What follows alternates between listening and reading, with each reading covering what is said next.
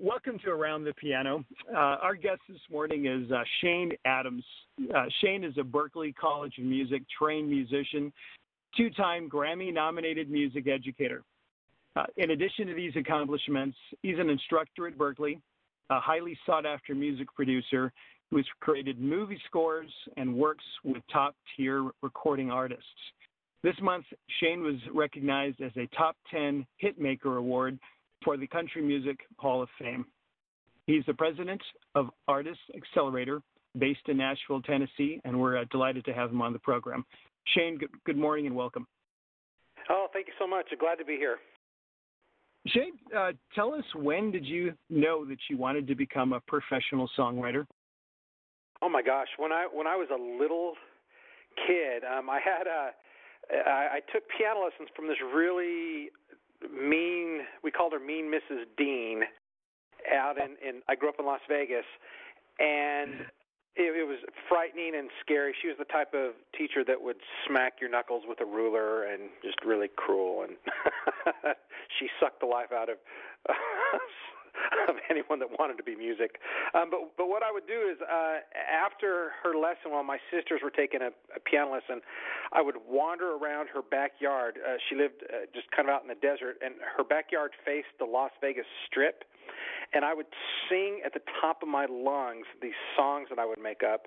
I was 7 or 8 years old, hoping in my mind, thinking that someone rich and famous in one of the Las Vegas casinos would have their hotel window open and would be so impressed by my melodious shouting that they would drive around in their limousine or whatever it was, and until they found me and discovered me and let me be a song. But apparently that was not really a good career plan. But I knew early on. I knew I wanted to do music. I knew in some capacity. How did you choose Berklee? I had a very, very kind and gracious teacher in my high school in Las Vegas. The only option that I knew about to be a professional musician was to be in a lounge band playing on the Las Vegas Strip, and I knew I didn't want to do that. I knew I did not want to do that, but I didn't know what else was out there. I didn't know you could actually go to school, go to college to be a professional musician. My father was a dentist, and he kind of expected me to take over his practice. My older sisters thought that I should be an architect because I knew how to draw. But this teacher, Mr. Robert Ball, brought in someone from Berklee to speak to our class, and really he did it for me. And this guy talked about arranging, talked about learning how to record in studios, talked about playing in big bands and going on tour and all those kind of glamorous things. And I was completely hooked and ordered the Berklee catalog and kept it under my pillow for years and years and years. And it took me from that moment. It took me about several years after high school to actually apply and get accepted. But it was just an exciting prospect to go and mingle with other musicians. So you had a really good career guidance counselor there in high school. Once you got to Berklee, you had a number of paths you could have taken in terms of declaring a major or a set of course paths. Tell us about the paths you chose and why you chose them. Well, showing up at Berklee, so most of the other students there were much younger than me. I 18 and 19-year-old, typical freshman class at a university. I was actually much older. I started when I was 24, I think, 24, 25. And to be honest, going to Berklee was completely disheartening because these other students were just amazing musicians. Again, I had great counselors, but I didn't have the greatest music instruction. I wrote songs when I was in high school, and at the time I thought, I'm the greatest songwriter ever to grace the halls of Basic High School. That was actually the name of my high school, Basic High School. And I remember going to a couple of events and hearing other people play and write songs. And there was one particularly I heard the great Grammy award-winning songwriter Gillian Welch and her boyfriend partner David Rollins play at an event my first semester there, and I literally went back to my dorm room and just wept. I cried. I'm like, there's just no way I can ever be as good as any of these people. But I decided what I could do is I could outwork everybody. So I really have nowhere to go but up. They have all these entrance exams and placement tests, and I placed just into the lowest levels of all the classes, and really, so there was nowhere to go but up.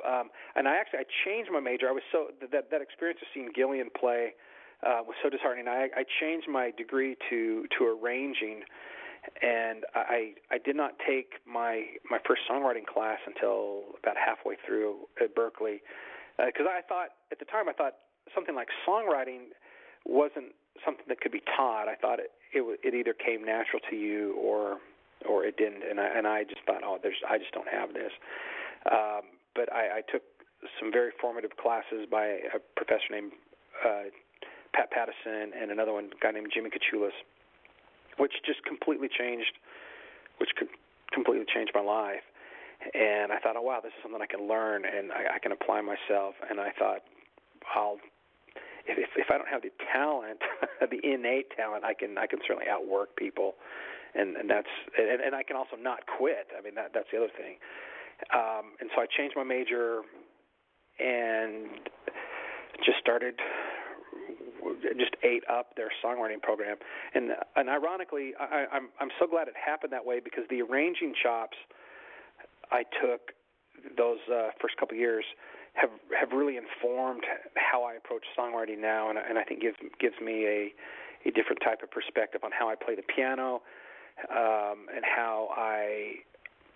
and as a producer, how I conduct a recording session, how I produce artists, how just those formative arranging things. I'm so blessed. Everything from writing charts. so I'm glad the course happened the way it did. Berklee was really an amazing experience for me, and now I get to teach for them. So that's kind of cool too. Shane, after you moved the tassel from the right to the left, or left to the right, how did you make the decision to go to Nashville versus New York or Hollywood? Well, my original plan was to go to L.A. I growing up on the West Coast in Las Vegas, that just seemed like a natural move for me. I considered shortly going to New York, but I had more connections on the West Coast. But I had several friends of mine move to Nashville, and Berklee actually took a spring break trip to Nashville where we got to visit a bunch of the studios and meet with professional songwriters. And on a lark, I went on that trip and just really fell in love with Nashville. I loved that there was a songwriting community here that seemed to be pretty close knit. After I finished Berklee, I asked if I could come stay with several of my friends, while I was kind of making that determination where I should actually move to. And to be honest, deep down, I knew I was going to move to Nashville, but still, you still have those little unsureties. I asked them, let me spend a week with you, but don't take me to do anything touristy. I don't care about going to do any of that kind of stuff. Just show me basically the week in the life of a struggling musician, struggling songwriter in Nashville. They're a very talented singer-songwriter artist named Kami Lyle was very gracious and let me stay with her, and then a couple of the guys, and I did, and I fell in love with the life. I thought not only the music scene, but the lifestyle in Nashville is really, really nice. And it's ironic now because, at the time, country music was really booming. And of course, Nashville still really has a strong country music industry. But now, I'm kind of thriving on the alternative rock scene, the rock pop scene here in the, Americana. I haven't produced I haven't done a country record in years. It's all been other styles of music, but I love Nashville, and it's a hub. I do quite a bit of traveling. I was in Salt Lake last week. I was in Atlanta a few weeks ago, and in LA. So I still can reach out to the world from here. But I have a real beautiful studio and a beautiful house up in the trees, and it's gorgeous and pretty, and so the lifestyle is really nice, and also the music community is just outstanding. At what point, once you had settled on what you were going to do and where you were going to do it, did you realize or acknowledge that you'd reached success, and what did it feel like? Well, kind of that work ethic. Moving here, it's taken a long time to.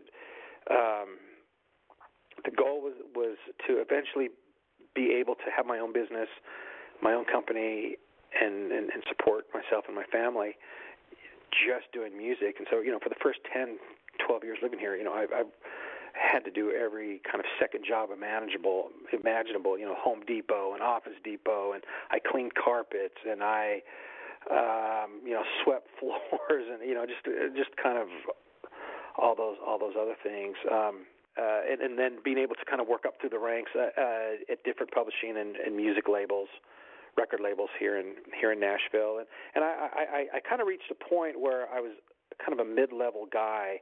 And I bounced around between different companies, but I always had that dream of having my own company. And so about 3 years ago, when some investors approached me, I had started kind of like my own little tiny production company that was really struggling, but very, very lucky to have some investors that saw some value in what I was doing and said, hey, we want to put some time and money, some funds into your plan and how you do things, and which is when we started Artist Accelerator, which allowed me to reach a much stronger artist to produce. It's allowed me to develop some of my educational ideas and to reach out to places like the Country Music Hall of Fame and lecture on songwriting and just kind of do everything that I always dreamed of when I was that little boy in Mrs. Dean's backyard. And ironically, it's funny. I was visiting Vegas a couple of months ago at my buddy's wedding. I was his best man, and we were setting up the hotel room for his honeymoon. Putting roses on the bed and getting sparkling cider and for anyway. But while I was there, while I was at the hotel, I looked out the window of the hotel. It was the Palms, and it actually faced Mrs. Dean's neighborhood, and I could see, it was several miles away, but I could see like where her neighborhood was, her house is, and I actually opened the window and just kind of nostalgically listened out the window to see if I could hear anybody singing, if there's any boys or any girls, young men, young women out there. And then I kind of thought in my head, if I hear someone singing, I'm gonna go get in my car, I'm gonna drive around till I find them and say, hey, let's make a record. Your own version of paying it, right? Absolutely. I believe strongly in that. I believe in giving back. I believe in that creates good karma and providing opportunities for other people. And so you ask, when did I know that I achieved success? And and I'm still, it's something I'm still working on it. And but that ability to know that I have the resources that if I had heard somebody singing and if I needed to drive around the the neighborhoods of Las Vegas or any city I'm in, and I heard an artist that I really liked or a songwriter that I wanted to help develop, that's something I could actually do for him. I could actually connect him. We could do a record. I could produce him, and we can get him on iTunes. We could do a video. That I know that. Or not only do I have the knowledge to be able to do that, but I have the mechanism and the machinery and the wherewithal to actually get it done, and that's really exciting. to me. I'm happy to be in that situation. Over the last 20 years plus that you've been a songwriter and a professional musician, what's changed the way you do your work the most? A couple things. Like I said, I've always believed in giving back. I think when I started out, I've always been pretty liberal with my resources with people, and I've always tried to help people. Now I find instead of giving it all away, I expect people to work harder. I want. It's frustrating to me to see so many talented people move to Nashville, and I do seminars and clinics and lecture all over the country, and I'll see extremely talented people. Again, people like Gillian Welch, they can write and sing and play, and I'm disheartened by people's work ethic, that they think that because they are so talented that they will just automatically fall into their laps, or successful automatically fall into their lap, and it doesn't. It takes a tremendous amount of hard work. There are stories of those overnight success things, but for most people it takes work, and I find as I move forward, I feel very, very blessed that I'm able to do what I want to do, and also my advice to people is that it's the advice that's changed that I would give to people over the years has gone from it's important to be talented. It's almost more important to me for people to work hard. My follow-up question was what the common DNA or skill set was for your most successful students. Does that encompass it, or would you add something to it? I would say this is almost cliche, but I find truth in it, and that is for songwriters, instead of trying to write hits, they need to try and write what's honest for them. In fact, before this interview, I met with a student, a young man from Texas, and he had this song about, he was asking all these rhetorical questions about love in this song, and it was actually fairly well written, and then the answer to these rhetorical questions was, well, it's love. Love answers these questions, and I told him, even though these lyrics are really nice and engaging, and it actually was a good song, that he was still keeping his listeners at arm's length in the song.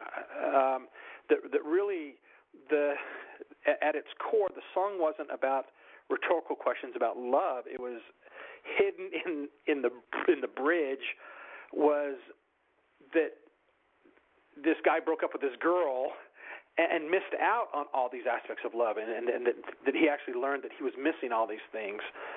And so instead of asking rhetorical questions about love, make the song about him and this girl, this relationship, and that it's because he messed up. Be willing to be vulnerable. Be willing to say, "Hey, I was an idiot, and when I had this girl, I didn't see what I had, and now I recognize that I was wrong." And that's much more engaging, and that's much more honest, and that's much more intimate, rather than, again, just asking rhetorical questions to the audience. What is love? Like it puts people at arm's length, and I feel like my directing my students to go in that route has helped them. They're winning tons of awards. One of my clients just won the San Diego Singer-Songwriter of the Year, and another one won the Durango Music Festival, and I find my clients and my students are writing songs that people really relate to, and that translates into, because they're writing songs that are much more intimate and much more honest, and they're not keeping their songs are revelatory and not keeping their audience at an emotional arm's length. You're spending large percentage of your time producing artists and also as an instructor.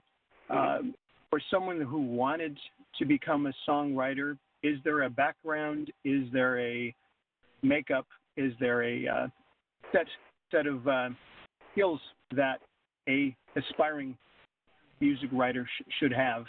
You'll be doing a workshop, and I'd love to hear who's that workshop designed for. You're referring to the workshop. I'm coming out to Seattle. Really, I'm looking for people with enthusiasm to write. I like to have writers at all levels, the advanced to the kind of beginning writers. The characteristic I desire the most in a songwriter is one that's willing, or I'm sorry, in a student, or is someone who's willing to change and willing to put themselves out there.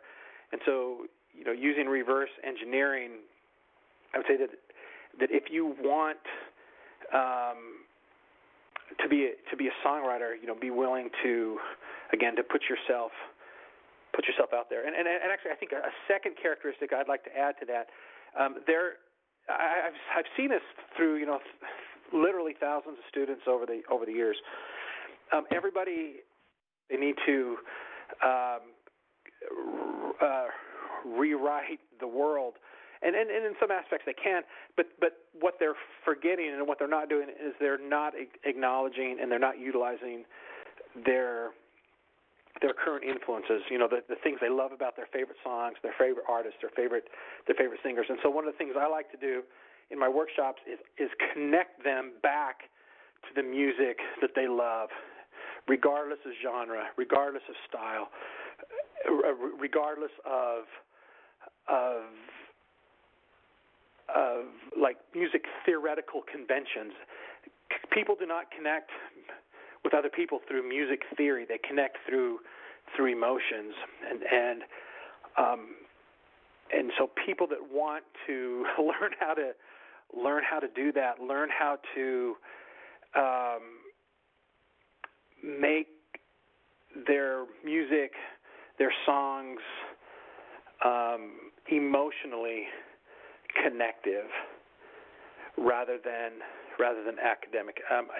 And the people who come to one of my clinics or seminars or lectures or whatever, like, they very sneakily, I will teach them some profound music theory. It's all based on sound music theory and arranging principles, but the underlying foundation is on trying to make an emotional connection with your listener through your lyrics, through your music, through your rhythm, through your harmony parts, through your chords, through your melody, etc. Shane, is a question or a question to wrap up our interesting conversation this morning. In a few sentences, tell us what you love most about the music industry. What I love about the music industry, I love how vibrant it is. I love how crazy people are. I love how that there can be 1,000 different perspectives on the same topic, on love, on hurt, on trying, on failing, and all of those views are very legitimate. I love the fact that with the advent of the internet, how it's making it much easier for the quote-unquote common folk to have access to a much larger fan base.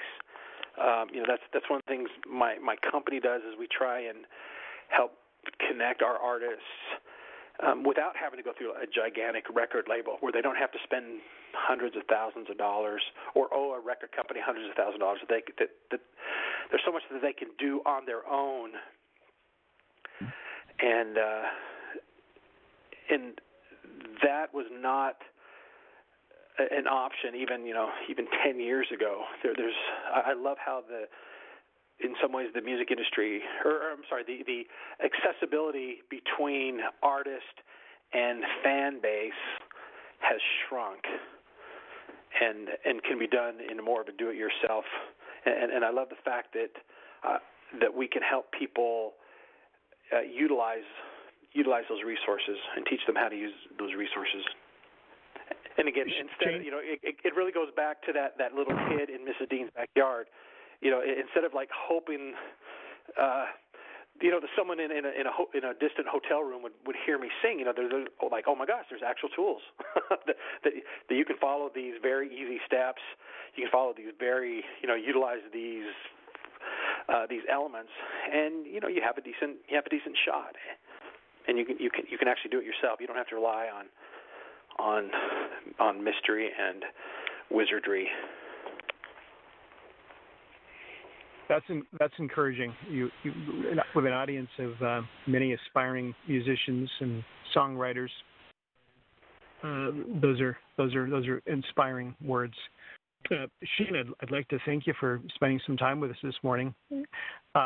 Between now and when you do come to Seattle to teach some of these profound principles, I'd love to have another conversation with you. Oh man, I would absolutely love it. And if I could give one kind of final parting shot for our interview, I genuinely believe, I honestly believe with all my heart, that if someone like me, an average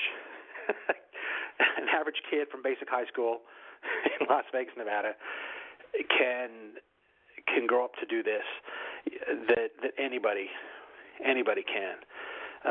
Am I talented? Yes, I have talent. I have abilities. I can do a lot of things. But there are a lot of people much more talented than me, and I believe those talented people are in this generation coming up. And even some of the people that I have clients that have retired, and they just want to do it. And there's so many more tools to use now, and so I just want to encourage people to don't be afraid to be the dreamer during this renaissance of accessible and wonderful, beautiful music. Shane, thank you again. It was a wonderful conversation, and we'll explore those topics in a future conversation. Man, thank you so much for talking with me. I hope you have a great day, and we'll talk soon.